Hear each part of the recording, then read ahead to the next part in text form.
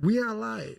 Hello, everybody. We are live. Today I am joined by, as promised, if I can get my zoom up like this, you can see I'm still struggling with this. We're joined by James Martin and Ian Paget from Logo Geek. How are you guys doing? Yeah, fantastic. Yeah, really good. Thanks, mate. Really good. It's going to be a fun session, I think. Very fun. I'm excited. Yeah. It's going to be good. I think so as well. So today, what I wanted to do is we get so many questions regarding idea generations, especially from like new designers, and a lot of my audience are new to design, or they are professionals, but they just love to know other people's process. So if you guys don't know, Ian and James are like both seasoned logo designers. They are unreal at what they do. I've met them online. I've sparked this sort of relationship with them. Would you say so? Yeah. A bit of a bromance. Got to know each other well, yeah. So basically, if you haven't seen their work, they're linked in the description below, so I'd highly recommend you check that out. But today I'm going to be talking with them about how they and I come up with logo ideas. So I'm going to spark off the topic of conversation with James. How do you come up with a logo idea in general? Oh, straight into it. Yes. No, not even like an intro. Right, let's go. I suppose, I've got a pretty nailed down process when it comes to like idea generation. So I think as with any logo designer, I would imagine it would start with like some sort of discovery based call. I always get my clients to put together a brief and put together a mood board. I generally think that if I can get a decent enough brief from them, I can get all the information I need to create some very, very cool ideas. Yeah. And then again, like jumping on a call with them, going through the brief and through the mood board, just to kind of get your brains aligned and obviously set, the barriers and be very transparent about process and stuff. So that would be the short version, because I know Ian has to chat as well. Yeah. So I'm going to stop there. That's perfect. Yeah, Ian, you give me your short version as well, and then we'll just dive in from there. Sure. And I think it's really good that both myself and James are on, because we work in slightly different ways. So James has the client create the brief. Well, what I do is I ask lots of questions to create a series of goals, which acts as a brief for me. So it's understanding who they are as a business, who they're directly competing with, and who their audience are. There's questions broken down in under each one of those. But from that, what I do is I create a series of goals. And then when I'm actually working on ideas, which I generally start in a sketchbook, I know James works in the same way. But at the beginning, I try to work out a desired aesthetic for this business. So based on all that information, usually I can start to picture in my mind what this company might look like. So, for example, if they're like more of a science-based organization, there's an expected sort of high-end look to that business, because they're quite a serious organization. But for example, if it was a children's brand, you might start to picture in your mind more of a bouncy, jumpy sort of font. And it can be helpful, if it doesn't automatically come to your mind, to create a mood board, which is what James always does as well. And that can help you to sort of narrow down the general look and feel that you're aiming for. And then it's a case of sketching ideas. There's a number of approaches I like. So word mapping is a fantastic approach. So basically taking a specific word from the brief and writing down or listing alternative words from that, and that can help spark ideas. One example, I worked with an estate agent called Astro Blue Properties, and from the word astro I had space, rocket, the usual things to do with astro. And then properties, you might think like a house, keyhole, that type of thing. Doing that that sort of word mapping exercise that can help you to picture certain symbols that might come from those words. And for Astro Blue Properties, I created this sort of combination of a rocket and a house in one symbol. Nice. And that's where that came from. So understanding as much as you can about the business, and then generating ideas based on that. And obviously I can keep going, but I want to make sure that James has a chance to speak. Yeah, that was a good short version. Yeah, I mean, I think it's only fair to give mine now, because people will be wondering, well, what do you do? You've stolen everything, Ian, I'll be honest. Everything I was going to say. Sorry. So It's really good. It's more like a ditto right now. But generally speaking, as you said about keywords, I'm a massive fan of like visual thinking. So just if you were a solicitor, for example, there would be you could do a book, you could do a courthouse, you could do law and justice sort of signage, things like this. Finding out what's appropriate for me at first, as you say, is the top priority. So you can have a great idea, but for the completely wrong client.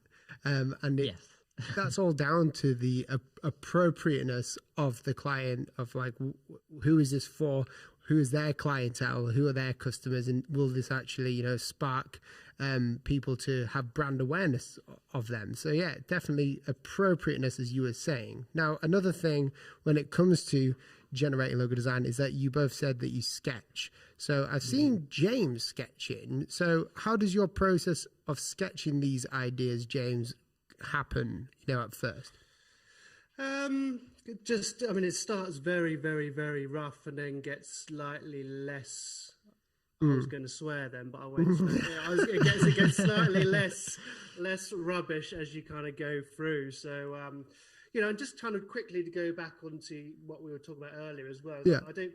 I know we were kind of talking about the process now.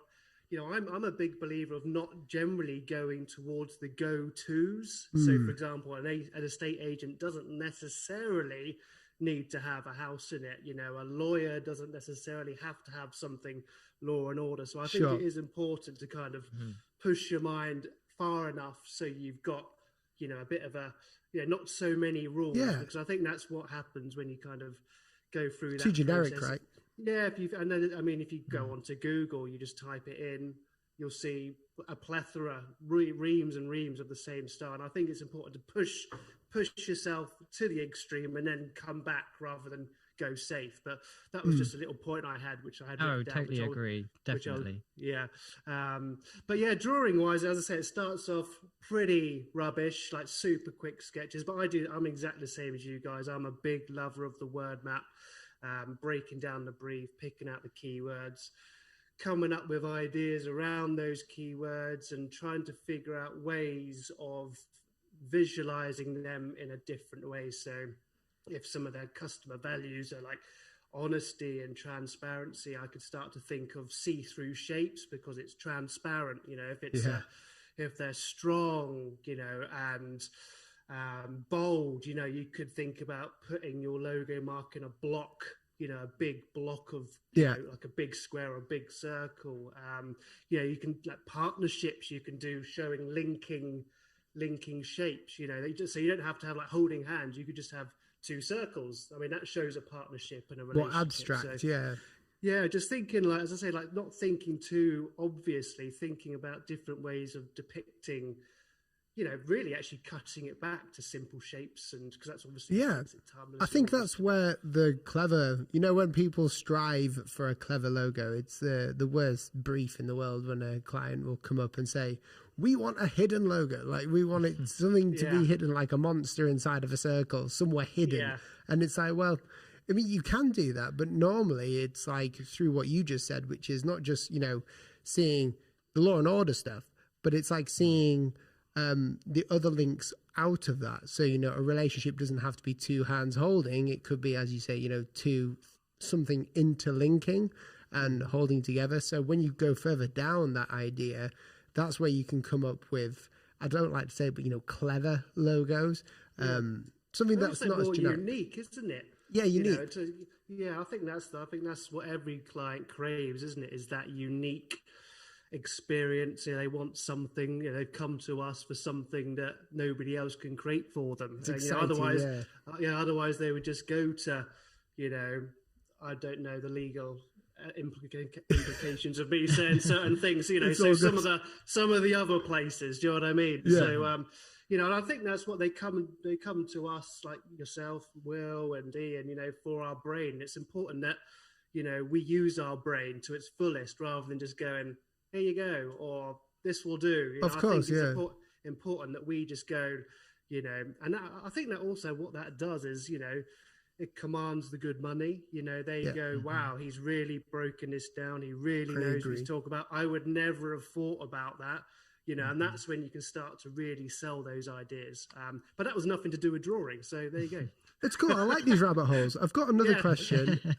I'll just tell the chat, first of all, if you've got a question that you'd like to ask me, Ian, or James, or one of us, or all of us, then go ahead, leave it in the comments. Naomi is over there. She is going to be basically holding on to these questions for you.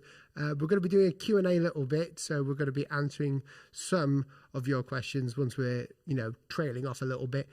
So, come up with these questions. But what I wanted to ask is a personal question for me, just because I don't know what other designers do with this, but how many ideas do you generally create? Because the big problem that designers have is, obviously, I've got this system where I'll just draw about 50 ideas down in the space of like half an hour. So these are really bad sketches, and there's a sort for it to be effective. That's like a testing thing. So how many ideas do you guys draw out? And then not only that, how do you know which one you're going to present, or how do you know how many you're going to present? I'll start with Ian first, actually. Yeah, sure. Okay, so I sketch out as many as needed. Sometimes it can be hundreds of potential ideas. I think an important thing to say is don't let the ideas develop in your head, because until you see it on paper, can you really make your mind up whether it's right or wrong? Because there have been times when there's been something in my head and I think that's a terrible idea. That could never work. But the moment you see it on paper, you start to think, actually, there's some potential in that idea. Or you get these, like, you might slip, with your pencil, and you get what I would call a happy accident. And sometimes that can turn into some of the most interesting ideas. But yeah, I mean, I've got my sketchbook here, so I can show you what I tend to do. Oh, please do. Gosh, show and tell. Go on, James, go get your sketchbook. I can't pick them all up.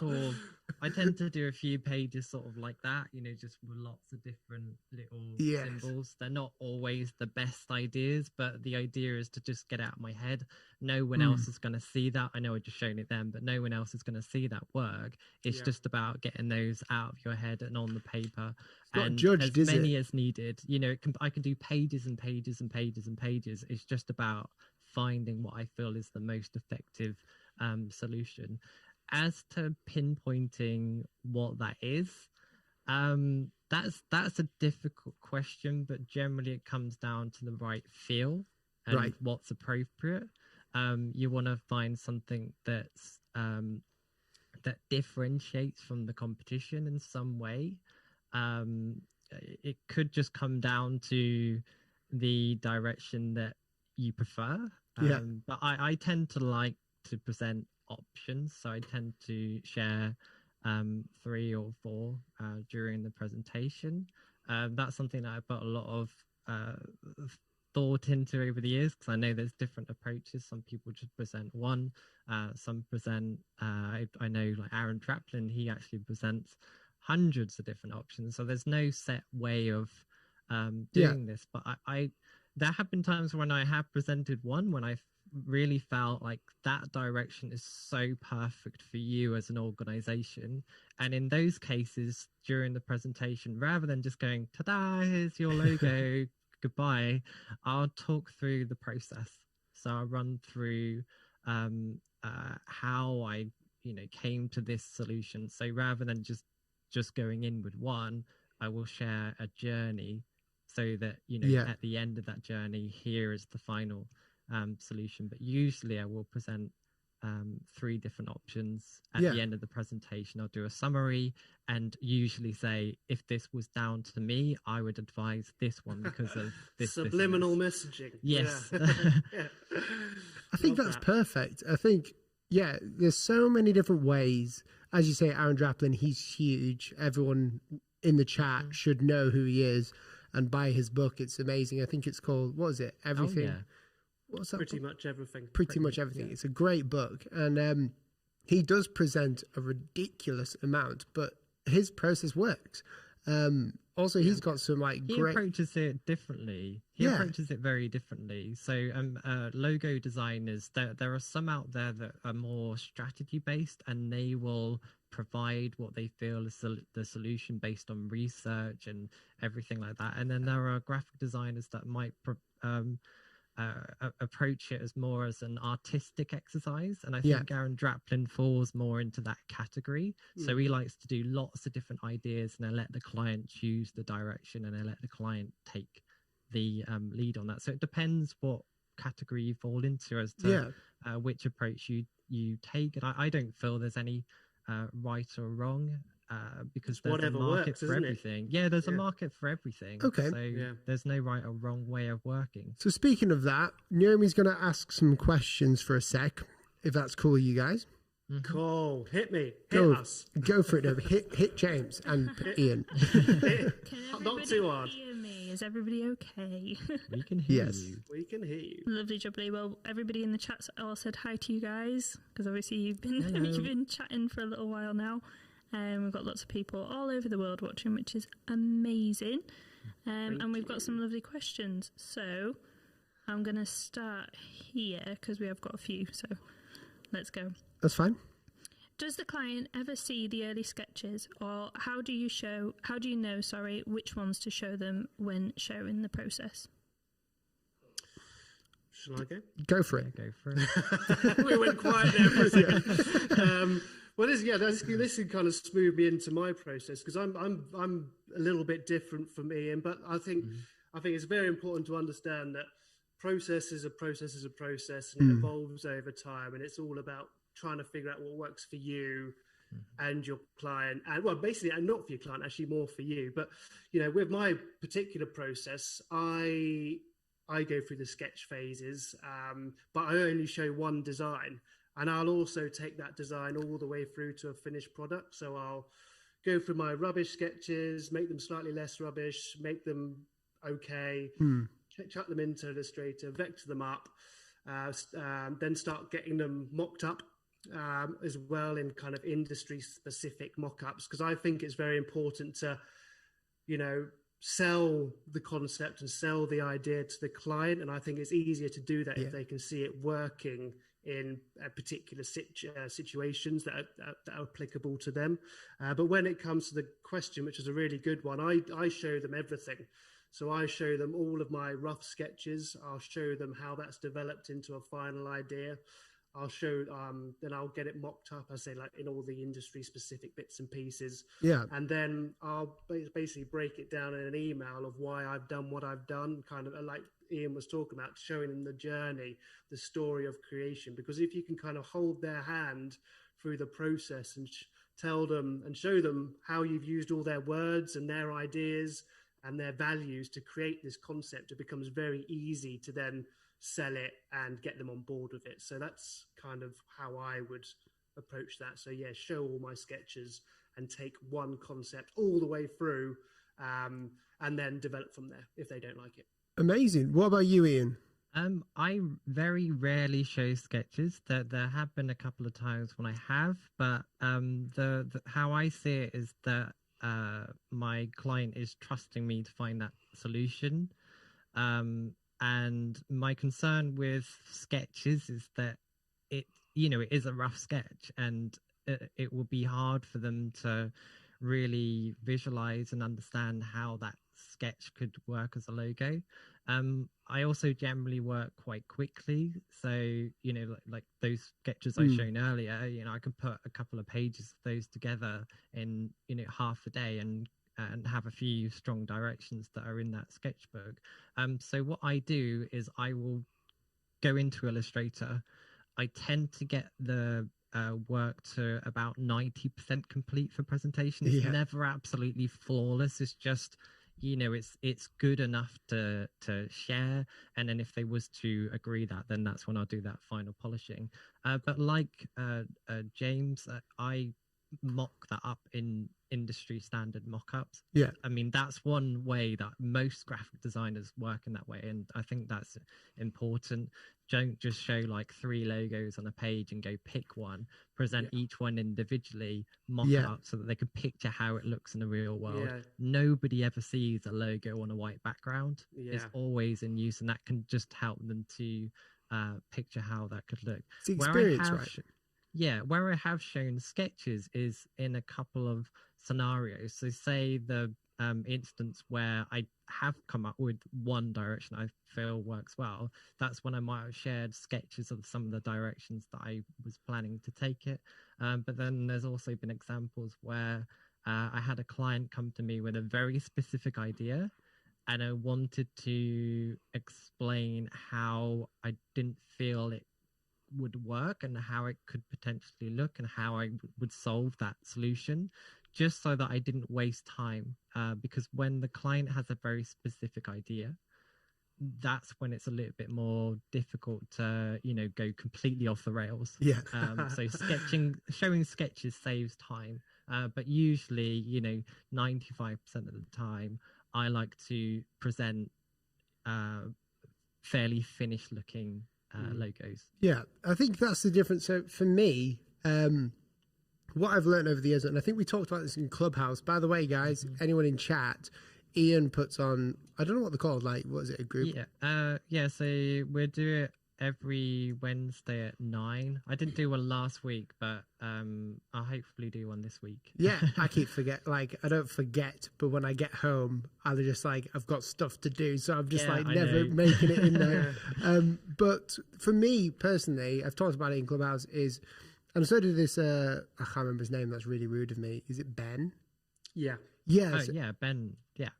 So he was talking about how he shows like concepts, basically, is what I do. So he gives an idea to a client before he shows them anything else. So he's like, hey, what do you think about this? Like having, for instance, I'm working with a fitness company now, so I'm going to be showing him some ideas of what the logo could be like, so a direction.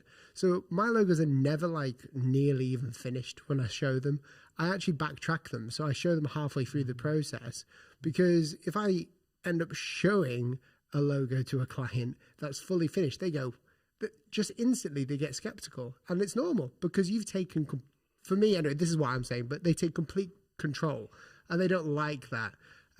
So they're going to nitpick, and this isn't about like manipulating them, but it's about guiding them through directions. And what I found from giving concepts, for instance, as you were saying, with keywords, through concepts and generating ideas that aren't, executed properly yet, you're sort of introducing them to their brand, like already. So if you talk more about the brand strategy, which I'm going to not talk about, then it goes a bit strange from there. But for me, it sort of introduces them to the idea. And also, if I don't give them the full logo, I don't have to do as many revisions. So I made a video recently about revisions no more, because I've realized I've not had to do a revision in like over a year for a client because of this one new thing that I just started doing, which was just introducing them slowly through the meeting and showing them the direction, and then asking them, does this fit with your direction, with your company? Does this fit with your stylizing of the company and all these? I'm probably not saying it justice, but it works. But I think that's about that works for you. But I say, funny enough, I've done 11 logos this year, and all have been first-time hits with my process as well. So I think it does boil down to that process. Isn't it? You kind of, I'm always tweaking mine.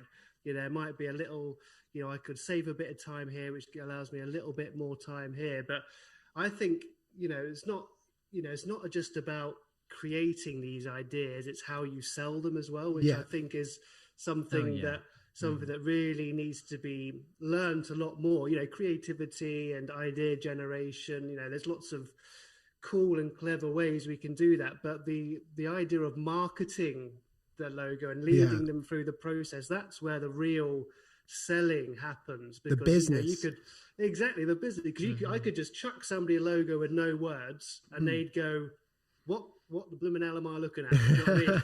But you know, if you chuck them the logo with some mock-ups really nicely written PDF or an email explaining all the decision making, suddenly they get all wrapped up and excited and, you know, jazzed up, as I like to call it. And as I said, like, it does, as I say, never, I think anybody that is listening, I think it's very important to not just kind of do my way or do Ian's way or do Will's way. What you should do is you should, over time, kind of take little snippets of information from every designer and mold your own process, because you know, crikey, the idea is it's got to work for you, not because somebody else has done it, isn't it? Oh, definitely. Ian, totally agree. it's so, like Ian and James should I say, it's so important, isn't it, for everyone in the chat to realize that everyone's process is different, and that's not a bad thing. There's so many people, I think, not people like designers online giving their processes, which is great, but a lot of people tend to think, like when they're watching this, ooh, I need to be just like that. When in reality, if something isn't working for you in that process, it doesn't mean that that person's process is bad.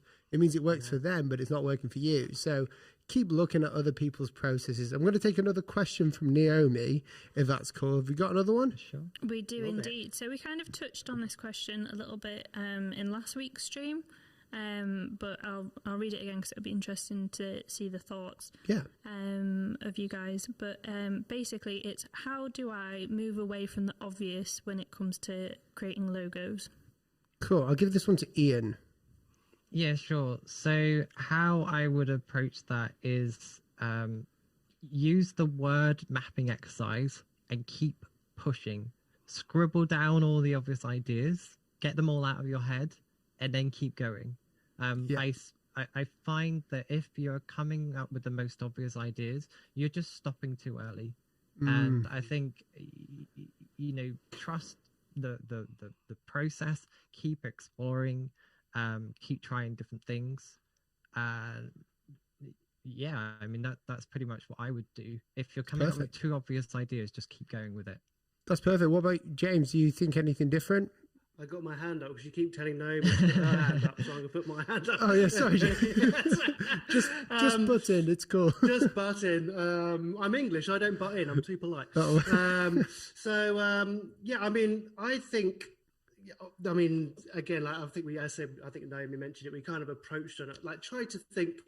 I mean, one really good piece of advice I could give you is don't look at logo design when you're doing your research. Boom. So don't go into a logo book. Don't type in, you know, X whatever logo into Google. Just basically think, you know, go through that word mapping stage, which is so important. I mean, it takes you a matter of minutes, really, 5, 10, 20 minutes, whatever you want. And it's such a valuable thing. And I know we all do it.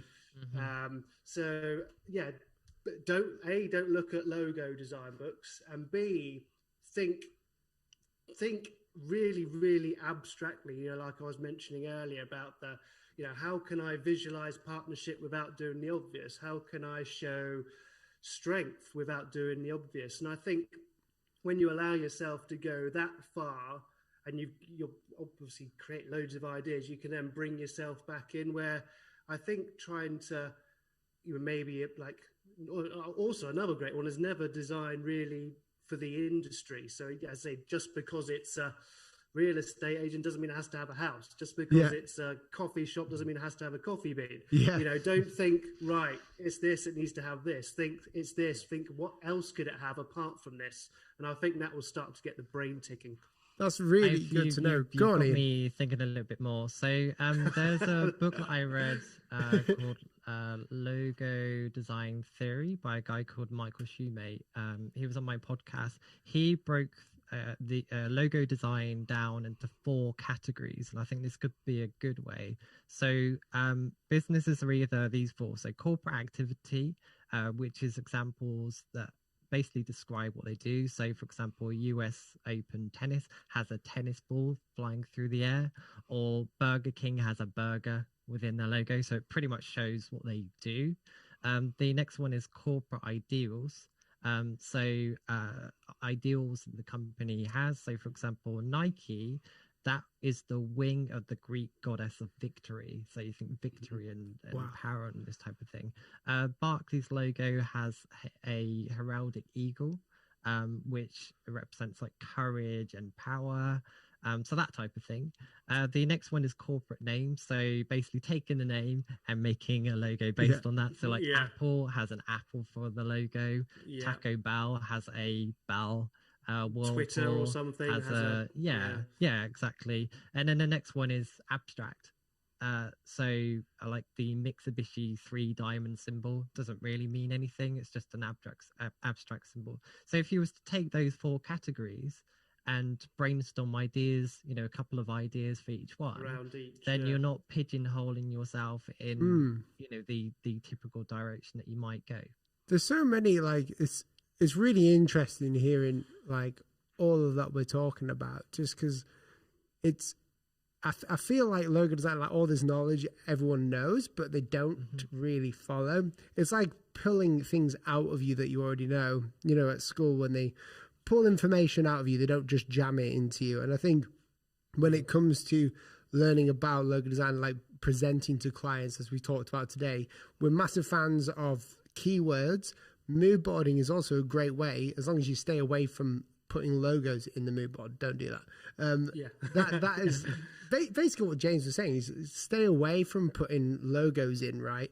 And don't look at them. Look at the things outside of it that have a connection to the company that you're working with. Obviously, you can go more in depth with brand strategy, which we're not talking about because that's a whole like kettle of fish. That is just a nightmare. We've only got an hour. That's it. But Naomi's got another question that she's going to ask. Do you mind answering these questions, guys? Are you cool with this? Yeah, I love it. Yeah, sweet. Cool. Go for it, Naomi. Amazing. First, I just want to say thank you to Doctor Who for the super chat. That's amazing. Oh, thank you. Thank you. Which is very nice. And because I've scrolled down, I need to find the question that was just... Sorry, Ian's just like, Doctor Who? I'm a Doctor Who fan. Do you guys not have Doctor Who send you money like? Have you found the question? Or is it still, are you still scrolling? I can carry on. Was your hand up, Naomi? There was something that I thought of while she was speaking then, Will. You mentioned that a lot of us know this stuff. We're taught it and so on. What we're not taught is the small things that you experience through life. So, for example, if I was working on, say, a bakery logo, there are certain things that come into my head, and that's not through Google searching or sitting at home watching TV. Yeah, there's the obvious. Some of the stuff that comes to mind might be, say, when I went to the south of France and I went into this little bakery, and there's the smells, the papers, the textures, colours and sort of stuff like that. Sounds of the crust cracking. It comes to your mind, and if you live in a box, so if you just stay at home and work at your computer, you're going to be influenced by that. But I think in order to really come up with really interesting ideas, you do need to, and it's a bit difficult to at the moment, travel, travel, experience life, see stuff, because all of that, everything you do, everywhere you go, that will become like a mental toolbox of things that you can reference to. So it's but that's how the word the word mapping. I mean, obviously we can't do that, especially here in the UK at the moment. But that word mapping helps. You can just bread, flour, crumbs, hot, cold. So you can basically just from one thing, you can go in so many different directions, can't you? And I think, I'm totally with you on the fact that experiencing and getting out there and also asking questions and being inquisitive and curious is a great way of continuing your brain and your thinking, and obviously, it doesn't just, I always say this, as a logo designer, you shouldn't just be reading branding books or logo design books. You should be reading like psychology, mindset, routine, all these things that you can actually use as a logo designer in your day-to-day to help you have a, I mean, we're probably great components of this in the fact of, we've all been in the industry for a fair while now individually, and together we've probably got over 50 years probably in the industry, but a career spans 40 plus years, so don't be thinking, I'm not good enough after 2 or 3. And I think that's something I'm a really big believer in. I'm 15 years in and I'm not even halfway through my career yet. I think I'm just getting started. So I think, and I know Ian's very similar. I know Will's very similar as well. So just I think there's a big, I think to really make it in the industry, you should be thinking of year 20, 30, not year 1, 2, 3. I just wanted to chuck that in there while we're waiting for That's really good. That's really actually handy to know, because it's not just about learning logo design. It's about experiencing stuff. It means that we don't have to be nerds and just stay at home. And for people like me, just play World of Warcraft. We can, during these times, it's hard, but experiencing things. I've been reading a lot of books recently. And even those things, you might not think they're helping, but they do. Experiences do help. Naomi, have you got the question for us? I do, and I'm actually going to mix 2 together. Go for it. I don't know if you guys want to answer one and I'll answer them both. You're in charge, Naomi. Whatever, it's up to you guys. So, the first one is, can I still be called a logo designer if I don't do sketching? And the second one is, can I become a good branding designer without good drawing ability? Wow. Okay, I'll answer this one first. I believe so. Sketching is just part of the process. I think without sketching, you kind of limit yourself. That's me personally, because you've got the freedom, but you're also limited with a sketch. But with Illustrator and these vector programs, if you're going directly into there, you can be distracted very quickly, and also there's not enough limitations. That being said, sketching, obviously, you don't have to be good at I'm rubbish at sketching anything but lettering. So hand lettering is, well, that's the thing. It's the only thing I can do because I learned it, and that's what's made me do logo type design throughout my career. What was the second part of that question, Naomi? Hang on, there you go. So the first one was if I can be a logo designer, and the second one was, can I be a good brander, basically? Brand strategist, I'm guessing, is what you're saying. So I've answered the first one. I'm going to say brand strategy doesn't matter for me. If you want to be a logo designer, obviously it will help. But I think there's a completely different kettle of fish with brand strategy, because generally, if you're working for a big company, they might either hire someone in or outsource someone to design a logo who, like the brand strategist, would do that. But that's just what I think. We do it here. But again, it's like a big process where we change the name of the company, where we influence the tonality and the way they look everywhere online. But what do you guys think? I've got a lot of thoughts on this, so I'm going to jump in first. So logo designers, there's a lot of talk about, becoming brand strategists. But I think if you want to focus on logo design, all you need to do is understand their current strategy, basically, in order to represent that. If you want to go into the world of brand strategy, in a way, you almost become a business consultant, and to do it properly. So I've done the workshop with Martin Neumeyer on, to become certified. And if you're going to do it properly, you need to go right to the roots of the company and tear it to pieces and reconstruct it. And that requires a lot of experience, skill, and time.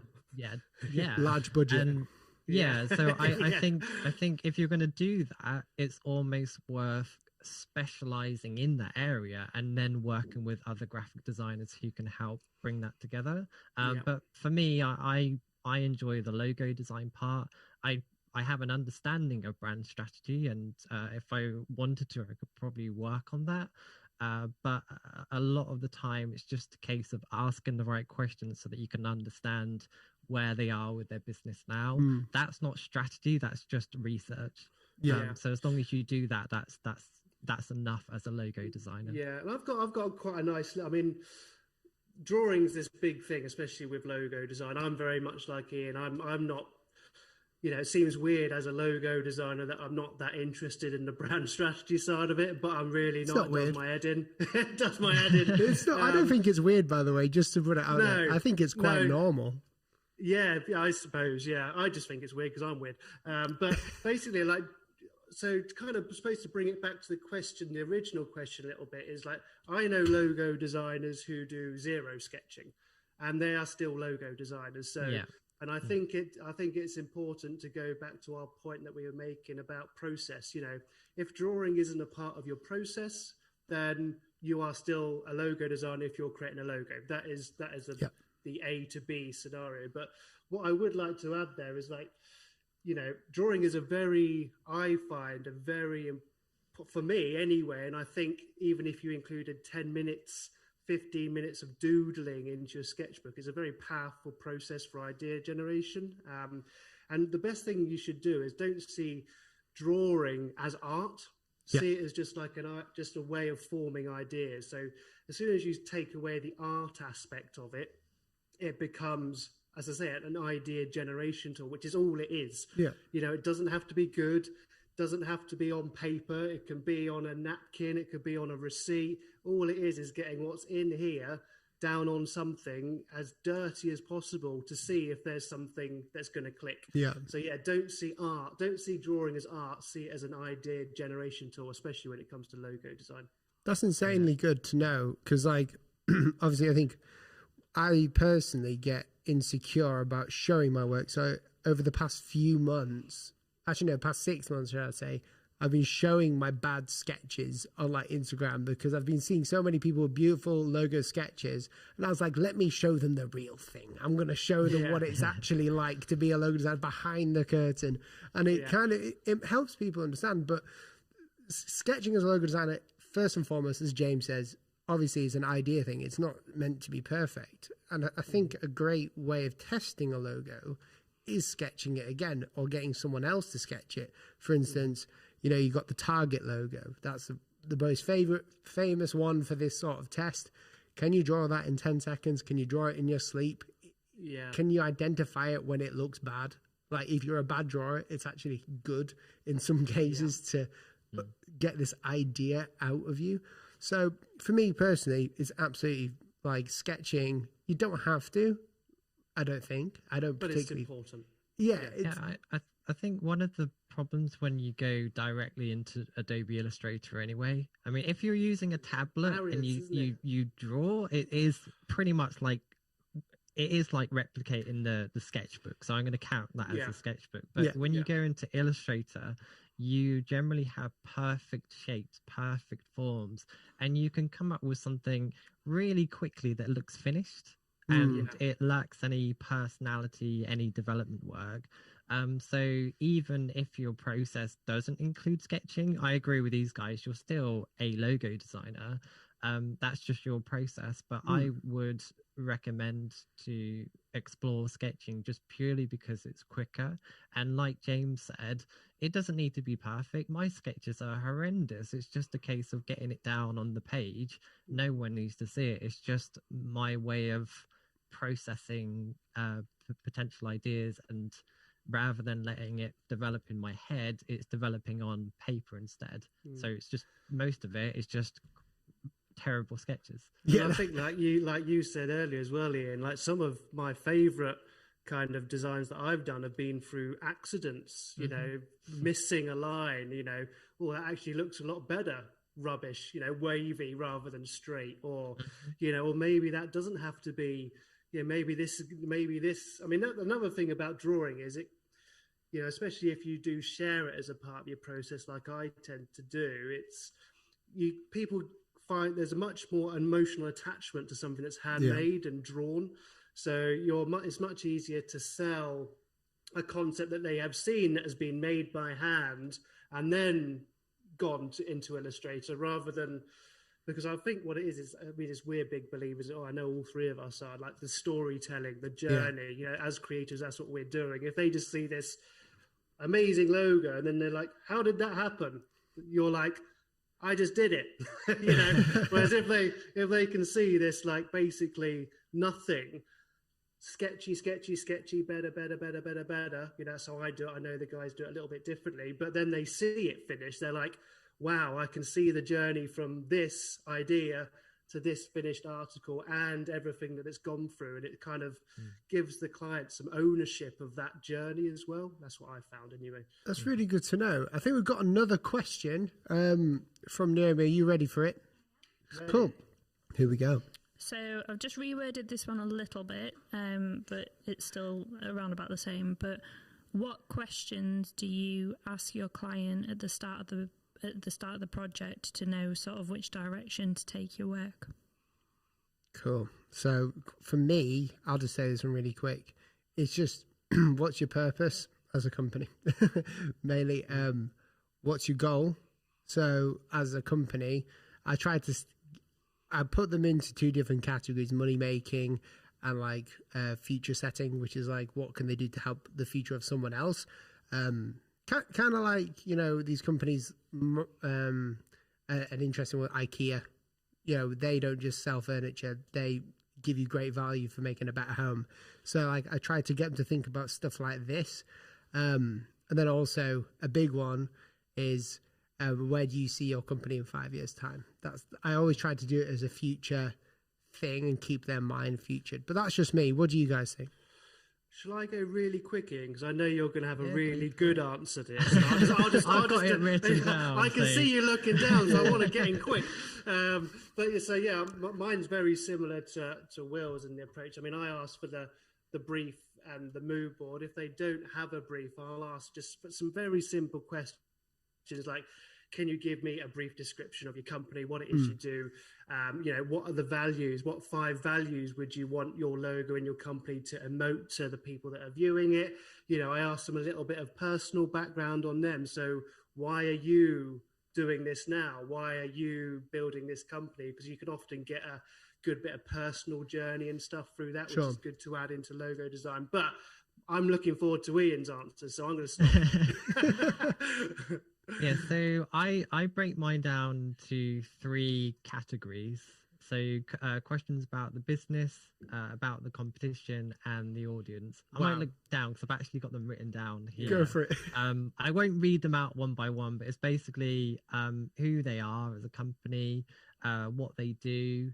If they are looking for a redesign, understanding why. I think that's particularly important. Understanding if there's a unique story behind the business. I also ask that question, where do you see yourself in 5 years' time?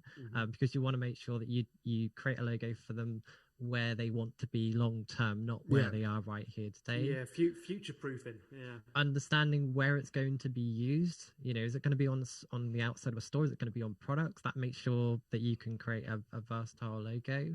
And then competition. Who are your main competitors? What differentiates you from your competition? Why should your audience pick you over the competition? And then lastly, the audience. Who is their target audience? And I ask them to describe their ideal customer. So that if they've said everyone, which that does come up, if I understand that ideal customer, that generally narrows it down to a direction.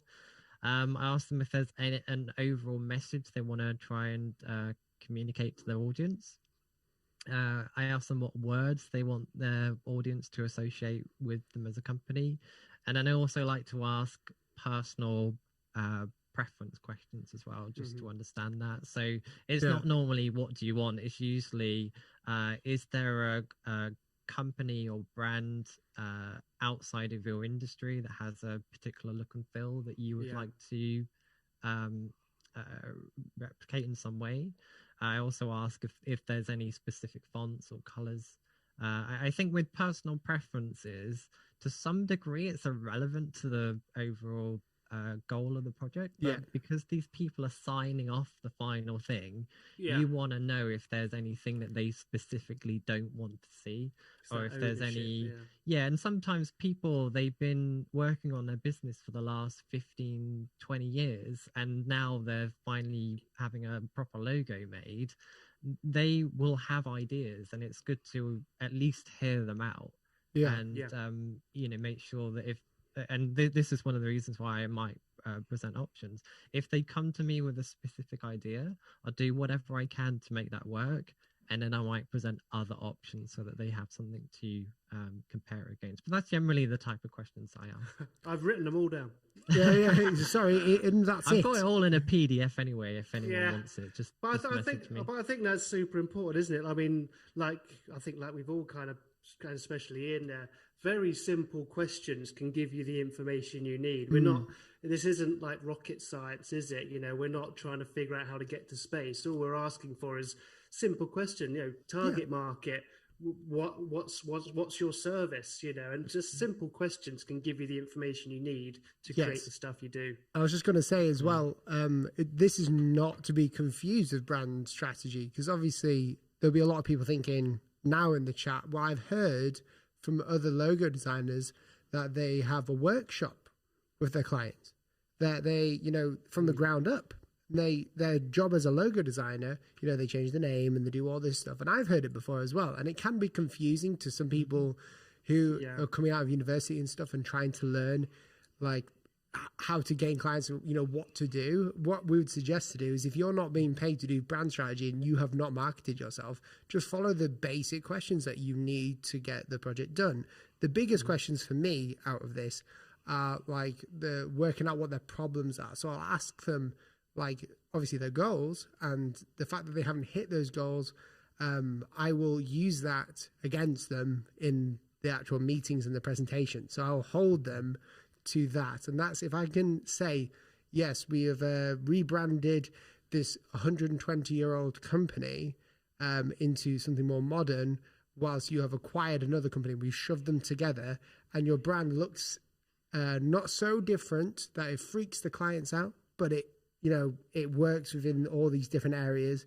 If I can use the goals and then present them that I've solved the problem, that is the main thing. So don't freak out about brand strategy, asking all these questions, doing workshops. You can do it if you like, but most of the time you'll find, unless you have the authority to change the name, unless you have that, weight upon the company of doing brand strategy and getting right involved in them, which is crazy, you don't need it. So logo design is completely self-centered around the functionality of what you're creating. And I think we've only got a few minutes left, actually, I've just realized. It's gone quick, hasn't it? Crikey. It has. It has gone quite quick as well. Naomi's got something to say, though. What would you like to say, Naomi? Sorry, Ian, people are wanting to know where they can get your questions for clients from. Oh, sure. So I've got a box set of ebooks. If you go to boxset.logogeek.uk, it's 60 books. They're free. And there is one called Logo Brief, and it's got all the questions I ask in there. Very good. So, yeah. You guys, go to that. If someone could link that in the chat, one of the mods, that would be great. Is there anything else, Naomi, that people are saying before we wrap this shindig up? Shindig. Sorry. Sorry. Do you want to end with one question? It's quite a good one. Go for it. It's kind of like, how long is a piece of string? But how long does it take each of you to complete a logo project? Oh, this is an interesting one. I'm sure it's going to be different for everyone. 6 to 8 hours. Really? That is so fast. That is really fast. That is so fast. Dude, that's insane. That's process, baby. It's process. Dude, how long have you, what? How? Yeah. You're magic. I was like 6 to 8 weeks, and it'll be hours. It'll be next year I'll see you, and it'll be 6 to 8 minutes or something. Let's hope so. That's insanely good though, dude. What about you, Ian? I generally allocate about 2 to 3 days. But I queue up my projects. Yeah. So when a client comes to me, and they want some indication of when it's going to be done by, I have this queue system in my calendar. So sometimes to the client, it might take 3 months. Yeah, so, you know, they're just having to wait based on my schedule. But yeah, usually I allocate 1 day for sketching. If I finish that early, then obviously I do other stuff, that's like insane. emails and that. And then the next day, I'll put all those ideas together. If I can, I'll get the presentation done by the end of the day. And then usually the following day, I put a presentation together. I record a video. So I use Loom. I don't know if you guys do that, but I use Loom, record my screen, talk through the ideas, send that over to the client. And then, you know, in terms of getting the files done, it's all in a couple of hours. And dude, bish, bash, bosh. That's insane. So for me, you guys are gonna laugh. It takes about 6 weeks, just because we work on multiple projects at the same time. Everyone's process me is saying different. 4 to 6 weeks is a little cringe moment, but and I'm not trying to justify why, but it's just obviously working the way that I do. It's again, as we've talked about, it is the process, and everyone's process is completely different for what they do. And obviously, with my job, we do the logo and we do brand strategy as well within that. But obviously, YouTube videos and stuff. So our client work is we tend to be, because we don't rely on logos as much as we used to do. We just upped the price, and then the space for weeding people out is like larger now. So we'll only take projects on right now that we really care about and really want to be a part of. But 6 weeks for like an average person, I wouldn't suggest because that time for the client isn't going to help, you know, unless the client's willing to do that. And we've just said, you know, to them, this is how long it takes. And most of them are fine with it. But at the same time, if you're wanting to take inspiration today, I wouldn't take that amount of time if I was just solely working on a project, if that makes sense. Like, and like you want to make enough money as well. Yeah. Because sorry, James. Sorry, that's right. I would like to. I don't. So when I say 6 to 8 hours, that isn't like I wake up this morning, finish it. I think this is quite a good thing. So I'll work on I always tell my client it's a 2-week process. Yeah. Because I'm like Ian, I'll be working on.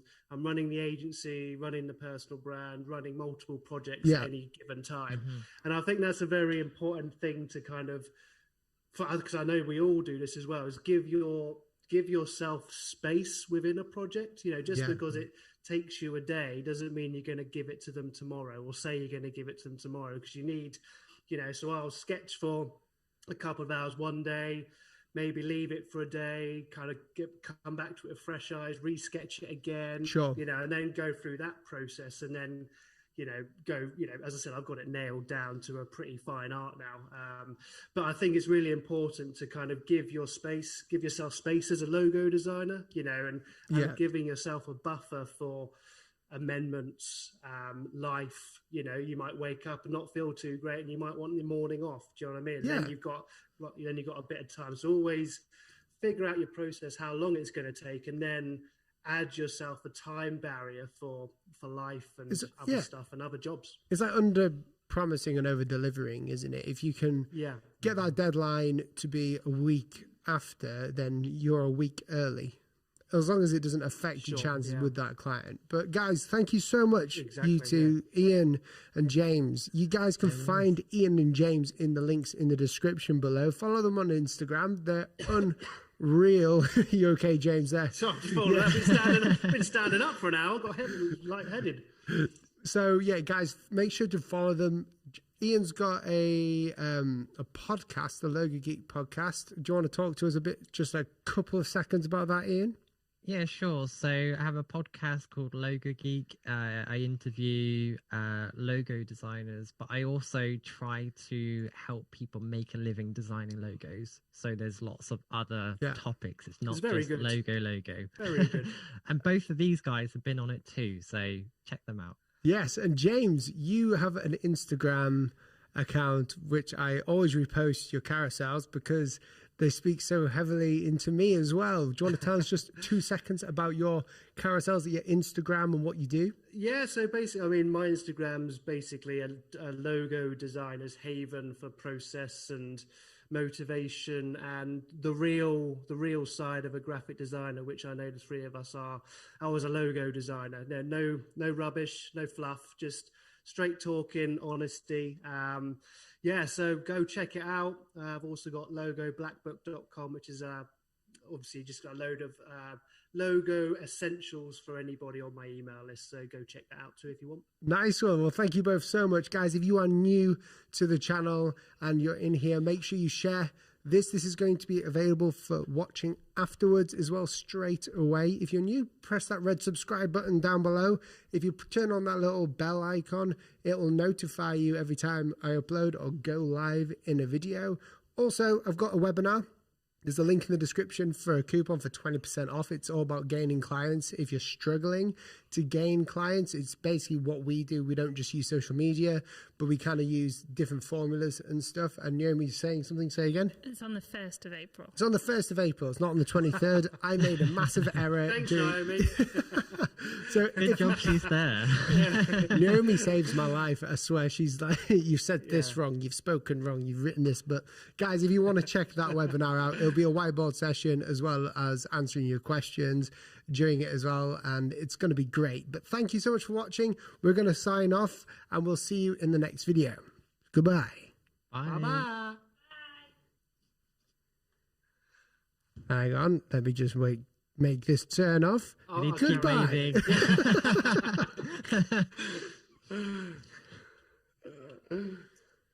Hang on. 2 seconds. We're still on.